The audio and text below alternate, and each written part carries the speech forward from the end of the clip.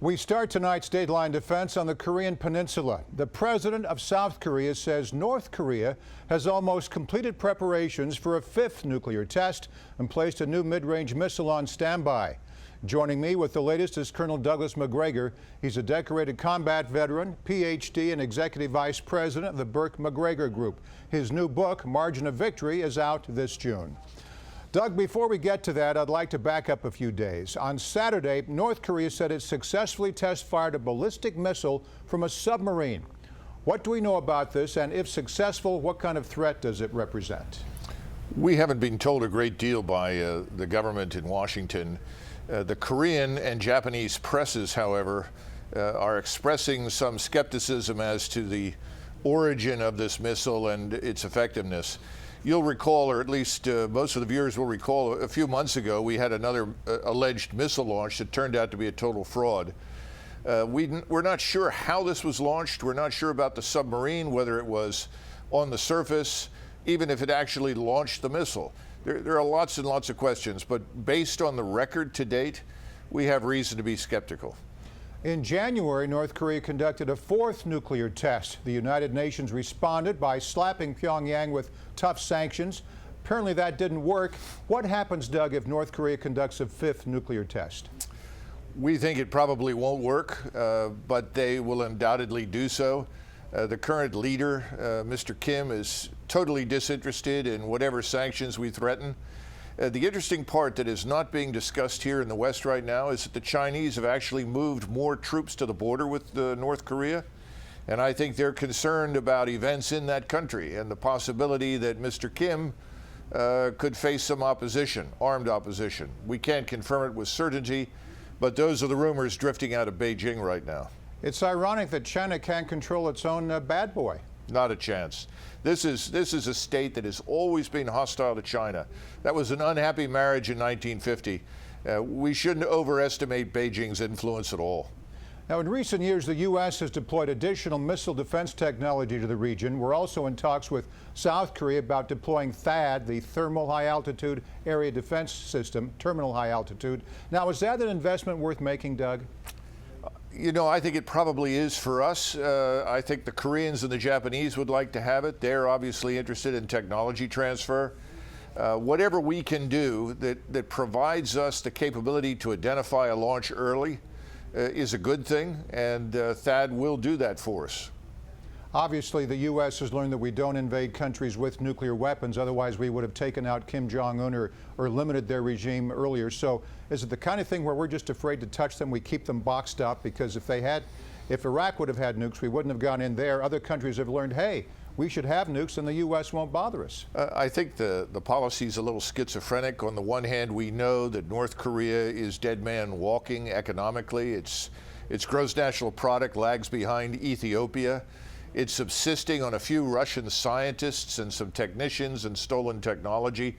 On the other hand, there is always the outside chance that something might work. So you put it all together and remember that this is a part of the world where we have allies in Korea and Japan. We are not going to act independently. Whatever we do will be done in consultation with them. That's a good point. Let's move on to Iraq. Today, their parliament endorsed a partial cabinet reshuffle proposed by the prime minister. This after thousands of followers of Shiite cleric Muqtada al-Sadr demonstrated just outside the green zone. Put all of this into context for us, Doug. Is the reshuffle a good thing? Will it unify Iraq? No. Iraq is now a Shiite state closely allied with Iran. Nothing we do will change that reality. The Sunni Arabs in the north and the Kurds know it. So the reach of this Shiite state is going to be limited for some time to come.